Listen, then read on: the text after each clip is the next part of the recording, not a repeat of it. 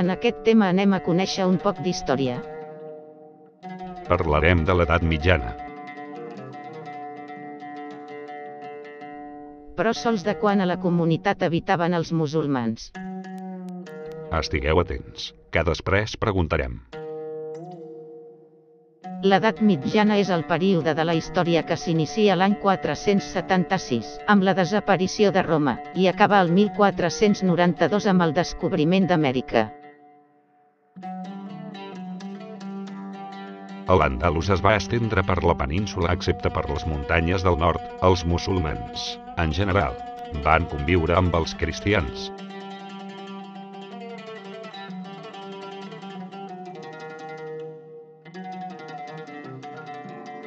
Aquestes eren les seues característiques. El califa, que era la persona amb més poder, vivia en una fortalesa anomenada Al-Kasaba. La població era sobretot urbana.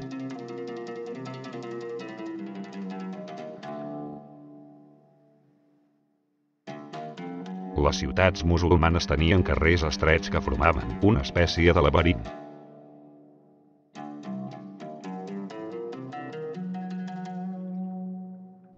La vida religiosa de la ciutat se centrava en la mesquita.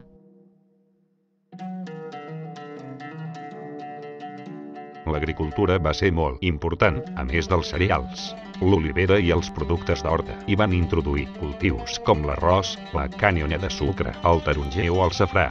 També van desenvolupar nous sistemes de reg i la sénia.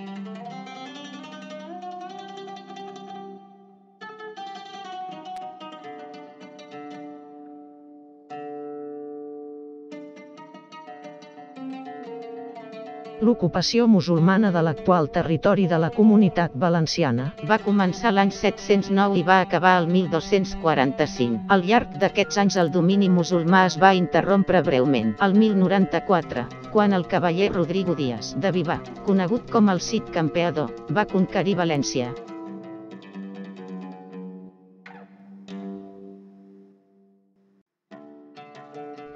Per continuar anem a veure un xicotet vídeo sobre el Cid. Com sempre, fixeu-vos bé,